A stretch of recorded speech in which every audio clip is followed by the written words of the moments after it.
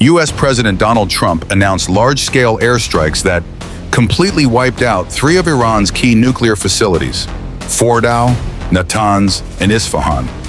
This event has sparked controversy about the risk of nuclear war and the fate of humanity. So, from a biblical perspective, what is really happening?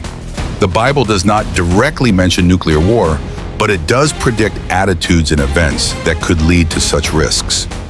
Jesus said, "Nation will rise against nation, and kingdom against kingdom."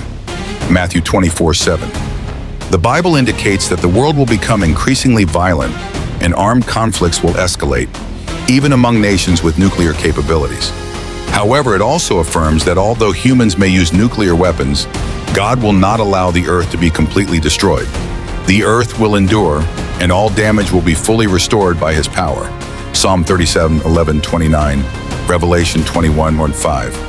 Some people associate Armageddon with a global nuclear war, but the Bible explains that Armageddon is a battle between God and human governments, not a random destruction by atomic bombs. It is the time when God will remove the wicked, and afterward, true peace will prevail on earth. Revelation 16:14-16, Psalm 37:9-10. The Bible affirms that Jehovah God will end all conflicts and abolish weapons of war through his kingdom, a heavenly government that will rule over the whole earth. Daniel chapter 2:44. At that time, people will no longer train for war. Everyone will enjoy peace and security. Micah 4:1-4. The attack on Iran's nuclear facilities may be a major turning point in modern history, but from a biblical perspective, it is only part of the foretold events. The ultimate hope does not lie in weapons or human power, but in God's intervention and solution for humanity. Why might Trump see this attack as divine will according to biblical views? Trump might see his attack on Iran's nuclear facilities as aligned with divine will according to several biblical perspectives and interpretations common among his supporters and some religious leaders.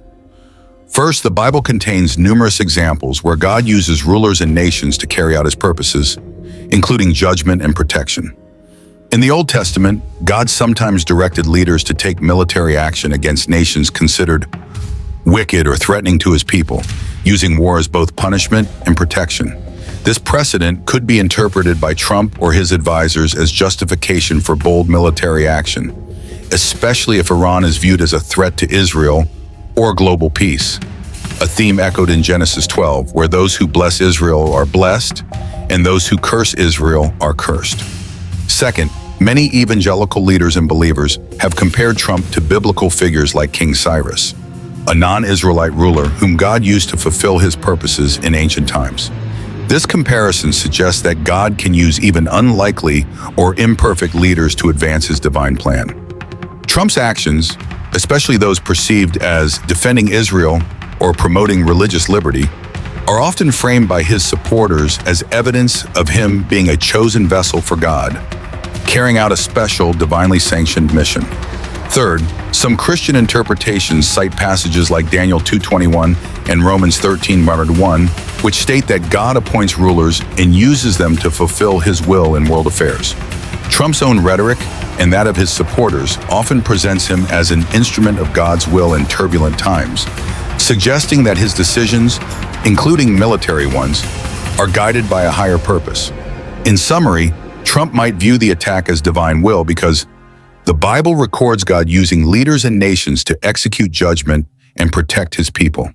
He is often compared to biblical figures like Cyrus, seen as instruments of God's purpose, despite personal flaws.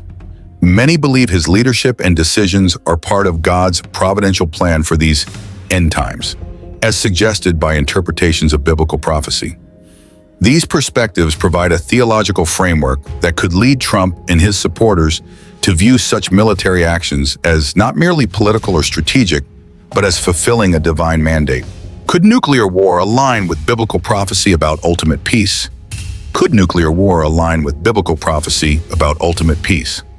Based on biblical prophecy, nuclear war could align with end times descriptions, but ultimately leads to divine intervention establishing permanent peace.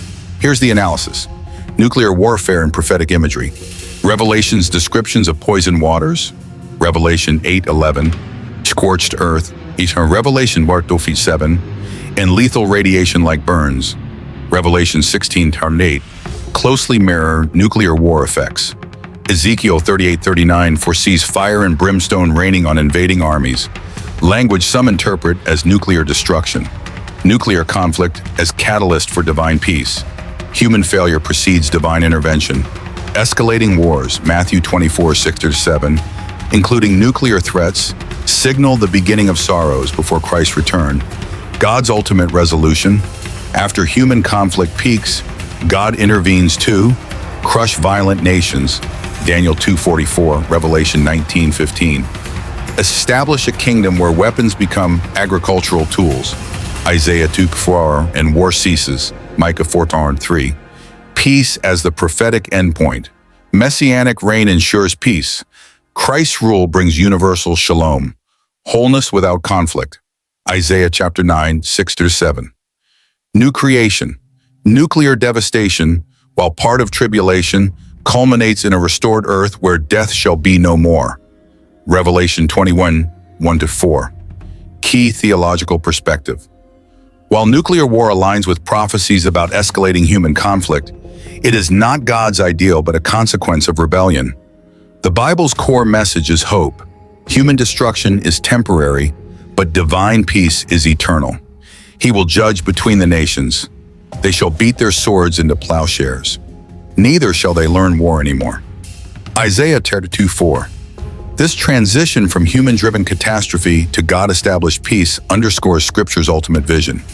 Human failure sets the stage for divine redemption.